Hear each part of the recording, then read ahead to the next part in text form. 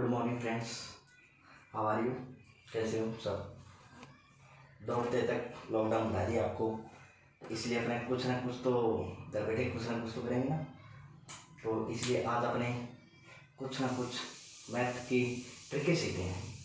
क्या सीखते हैं? मैथ की ट्रिकें। तो सबसे पहले मैं बताना चाहूँगा कि मैथ अपने करते हैं तो हर कोई समझता है बहुत हार्ड है, तो ये बिल्कुल हार्ड नहीं है, क्योंकि खुद अपने इसको हार्ड बना लेते हैं। कोई हार्ड नहीं है, ठीक है। तो अपने क्या है कि बेसिक अपना आना बहुत ज़रूरी है, अपने को बेसिक नॉलेज आना बहुत ज़रूरी है, ठीक है।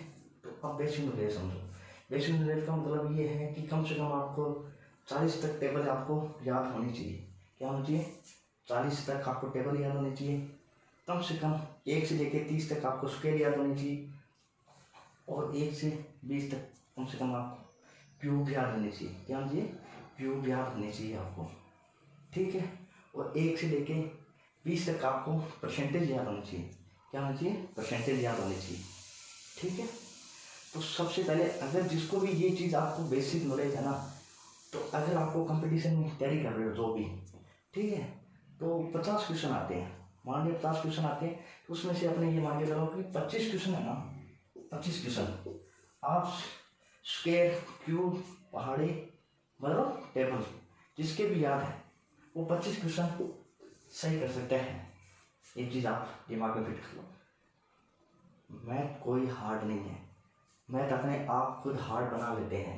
मैथ बिल्कुल भी हार्ड नहीं होती है, क्योंकि बेसिक कैलकुलेशन जिसकी तेज है, जिसकी कैलकुलेशन सबसे अच्छी है, वो ही मैथ को अच्छी तरीके से हैंडल कर पाता है, ठीक है। तो अगर जिसको भी 1 से लेकर 30 तक स्क्वायर आती है, 1 से लेकर 30 तक जिसको भी स्क्वायर आती है, तो मैं कहता हूँ कि उसको 1000 तक मैं कंप्लीट कराऊंगा। अगर 1 से लेकर 30 तक अगर जिसको भी स्क्वायर आती है, तो 1 से लेके 1000 तक मैं कंप्लीट कराऊंगा। ये समझो कि आपको 1000 तक आने लगी।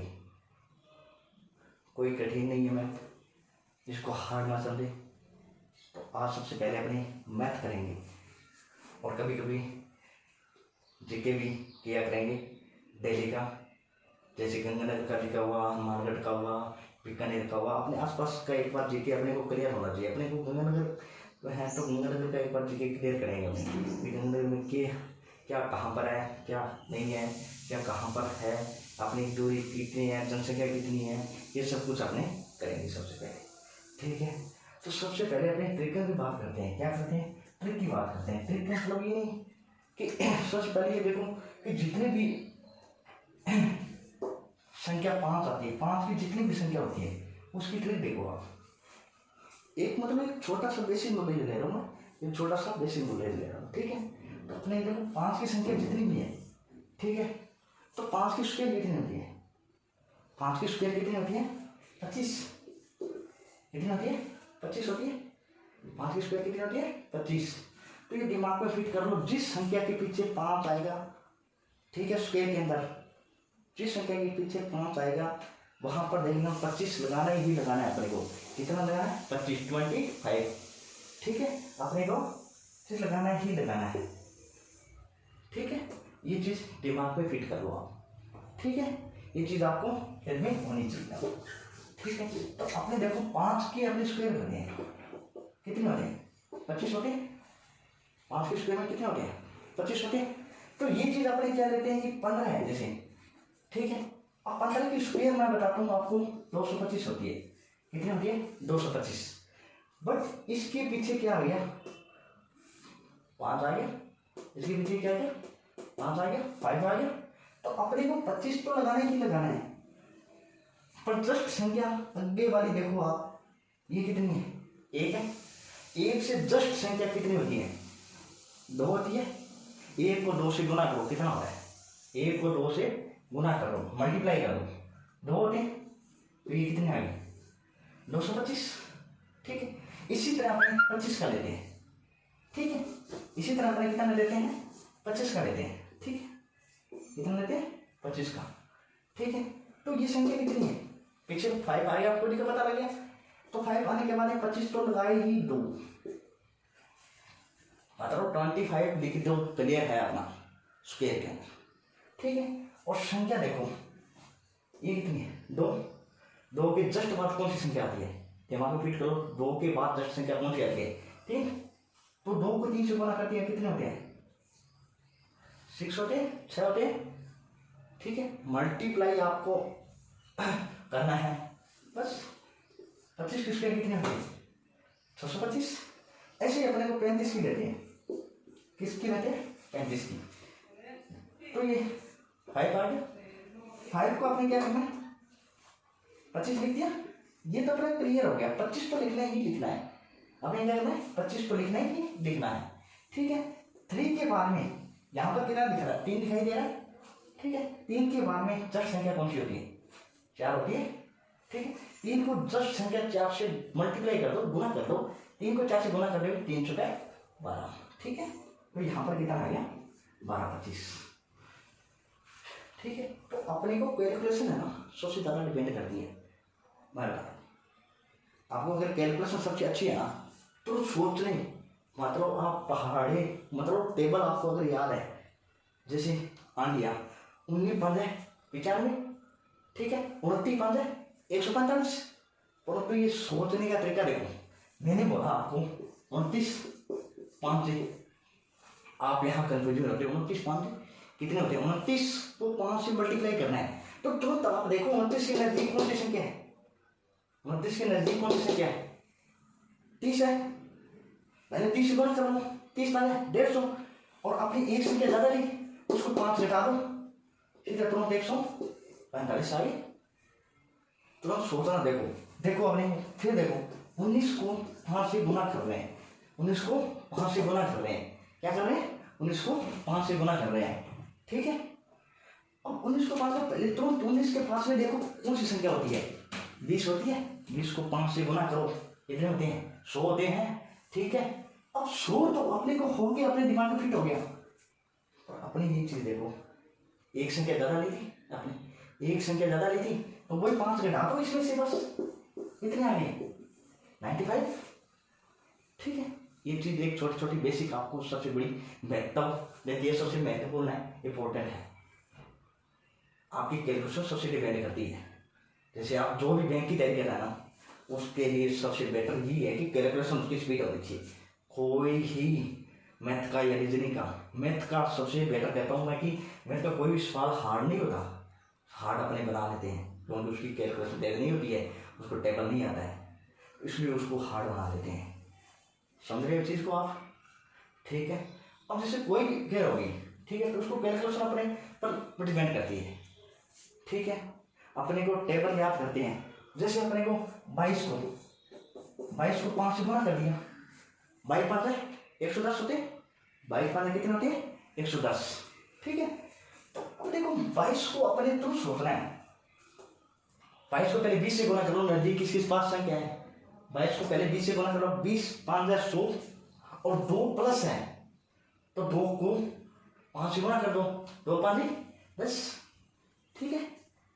तो अपने 100 और 10 तुरंत सोच लिया, कितने हो गया, 110, कितना हो गया, 110। आ रहा है समझ में कुछ। ये चीज़ आपने को बेटर काम ये करती है कि आपने छोटी छोटी बेसिक जो चीज़ है ना, वो चीज़ आपको याद रहनी चाहिए, ठीक है। मैथ आपको तभी आएगी जब आपकी कैलकुलेशन टेबल, स्क्वायर, क्यूब, प्रतिशत, परसेंटेज, ये सब चीज़ आपको क्लियर होनी चाहिए एकदम अच्छी तरह से। मैं ये कहता हूँ कि आपकी क्यूब है ना, क्यूब 20 तक याद कर लो, स्क्वायर 30 तक याद होनी चाहिए कम से कम आपकी। वैसे तो आप 100 तक आपको याद होनी चाहिए, मुझे सीधे कोई पूछते ही आपको डायरेक्ट बताओ, डायरेक्ट याद होना चाहिए। पर मैं ये कहता हूँ कि आपको 1 से लेकर 30 तक याद आना जिसके, मैं कहता हूँ उसको 100 तक करवा दूँ मैं।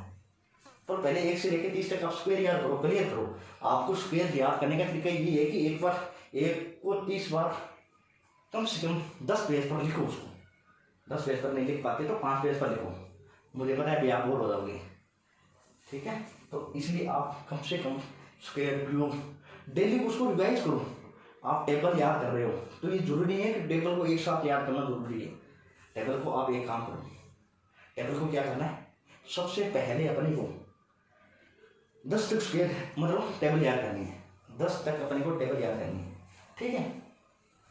आप 10 तक याद कर ली, फिर 10 तक तो होती है आसान, क्या होती है 10 तक आसान होती है, ठीक है। तो उसके बाद में 5 टेबल बढ़ाओ, कितनी बढ़ाओ 5, 10 से लेके 5 तक बढ़ेगी, 15 होगी, 15 तक याद करो। फिर आप क्या करो 3 टेबल बढ़ाओ, क्योंकि उसके बाद में थोड़ा हार्ड होता जाता है ना, इसी के बाद में क्या हो जाता है हार्ड हो जाता है। 18 तक कर लो, फिर जिसे 19 की कर लेते हो तो अच्छे, और 20 की छोड़ दो, तो 20 की हर किसी को आती है, ठीक है, ये छोड़ दो। फिर आप क्या करो, फिर 2 ले लो, 21 की और 22 की ले लो, जैसे 19, 21, 22 की ले लो, ठीक है। फिर आप क्या करोगे 23 की, 24 की, 25 की भी ले लो, ठीक है, 3-3 करते रहो। फिर जैसे हार्ड आती है आपके 2 करते दो, जैसे हार्ड आती है 1 करते दो। 40 तक टेबल आपको अच्छी तरह से याद होनी चाहिए। सबसे डिपेंड आपका टेबल पर ही डिपेंड करता है। कैलकुलेशन जो आपकी तेज बढ़ाएगी वो टेबल भी होगी। आप चाहे मल्टीप्लाई आपको कितनी अच्छी तरह से आते हो, आपको भाग कितनी अच्छी तरह से आते हो, मतलब डिवाइड कितनी तरह से अच्छी तरह से आते हो, सारा डिपेंड किस पर काम करेगा आपका टेबल पर। कैलकुलेशन जिसकी अच्छी है वो तुरंत सोच लेगा। याद आपको इस तरह से होना चाहिए, ठीक है, 10 50, ठीक है, 22 15 110, ठीक है, 19 15 95, 17 6 102, ठीक है, 15 6 90, मतलब डायरेक्ट है, मतलब कोई पूछे ना आपको टेबल, कोई भी पूछ लिया, मतलब ये जरूरी नहीं कि आप कि किसी कोई पूछ रहा है या नहीं पूछ, आप आईने के सामने खड़ो, आप आईने के सामने खड़ो और उसके सामने आप बोलते रहो। आईना तो घर पर होगा सभी के, तो आप आईने के सामने बार बार इसको रिपीट करो, रिपीट करते रहो, क्योंकि आपकी कैलकुलेशन सबसे डिपेंड ज़्यादा करती है, ठीक है, ये चीज़ ध्यान रखना। तो अपने आप से मैथ की ट्रिक क्लियर रहेंगे, जितनी भी ट्रिक होंगी मैं आपको बताऊंगा, ठीक है। सबसे पहले अपने को बेसिक नॉलेज होना बहुत जरूरी है रिगार्डिंग, क्या होना चाहिए बेसिक नॉलेज। बेसिक का मतलब अपने को कोई भी काम करते हैं, अपने ये मान के चलो कि कोई कंपनी में काम करते हैं, ठीक है, कंपनी में काम करते हैं, तो अपने को अगर बेसिक नॉलेज ध्यान में नहीं है, बेसिक का मतलब अपने को अगर कंप्यूटर पर काम करना पड़े तो उसका बेसिक नॉलेज नहीं, आपको पता ही नहीं है CPU क्या होता है, माउस क्या होता है, मॉनिटर क्या होता है, कीबोर्ड क्या होता है, कीबोर्ड में बटन कितने होते हैं, इसकी शॉर्टकट की क्या होती है, कहाँ से रहता है, विंडो कौन सा आती है, कितनी रैम, कितनी मेमोरी है इसकी, कि कितना GB क्या है, ये बेसिक नॉलेज होता है। कंपनी में काम करते हैं वो अकाउंट का काम होता है, अकाउंट का काम मतलब वो तो आगे का काम है, वो तो एडवांस में आ जाता है, वो तो एडवांस में, पर बेसिक नॉलेज अपने ध्यान में नहीं है तो वहाँ क्या करेंगे ये बताओ, चल रहे क्या। तो इसलिए कह रहा हूँ कि बेसिक नॉलेज कोई प्रकार से, किसी प्रकार से बेसिक नॉलेज होना बहुत जरूरी है। मैथ तभी कर पाएंगे अपने जब अपनी को टेबल, स्क्वायर, क्यूब और परसेंट मतलब प्रतिशत, जैसे 1 की परसेंटेज कितनी होती है 100, 1 करते हैं, ठीक है, 2 की कितनी होती है 50, 1 की कितनी होती है 33, सही, 1/3, 4 की कितनी होती है 25, 5 की कितनी होती है 20, ठीक है। इस तरह से आपको याद होनी चाहिए सब परसेंटेज। पहले चीज़ ये चीज़ याद करो, ट्रिक के आपको बथेरी बताई जाएगी, पर ट्रिक के एक बात बताऊँ क्या आपको, अगर आपकी कैलकुलेशन तेज है ना, आपकी अगर कैलकुलेशन है तो ये ट्रिकें काम नहीं है वहाँ पर इतनी, ये ट्रिकें पता है सिर्फ 7-8 सवालों में ट्रिकें मिलती है। आपकी सबसे बड़ी डिपेंड ये है कि आपका कैलकुलेशन कितना तेज है। तुरंत आपको टेबल इस तरह से याद होनी चाहिए कि मतलब जो भी टेबल अपने कर रहे हैं, कोई भी टेबल अपने कर रहे हैं, ठीक है, तो ये 18 अच्छी कितने हो रहे हैं, अच्छी 108, ठीक है, तो ये चीज़ अपने को तेज होना चाहिए, ठीक है। तो अपने को सीधी डायरेक्ट याद होनी चाहिए, बताओ, ठीक है, 15 9 135, तो अपने को सीधा डायरेक्ट टेबल याद होनी चाहिए, तुरंत पूछते ही आप सीधा आंसर दो उसको,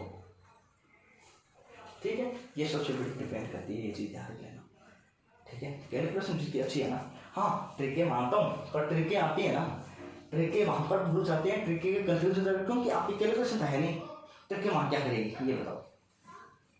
जब आपकी कैलकुलेशन नहीं है, अगर ऐसा सवाल आ जाता है, जरूर नहीं अपने एक ही, जब कोई टीचर अपने को मैथ करवा रहा होता है तो उसी चैप्टर में अपने को मैथ करवा रहे हैं और अपने उसी को बार बार कर रहे हैं, वही सवाल कर रहे हैं, और उसमें क्या है कि अगर रकम चेंज कर दी, उसका नाम चेंज कर दिया तो अपने कन्फ्यूजिंग हो जाते हैं, और यार ये सवाल कहाँ से आ गया, अरे सवाल तो वही होता है पर उसकी रकम चेंज करी, नाम ही बदला है, सवाल तो वही है।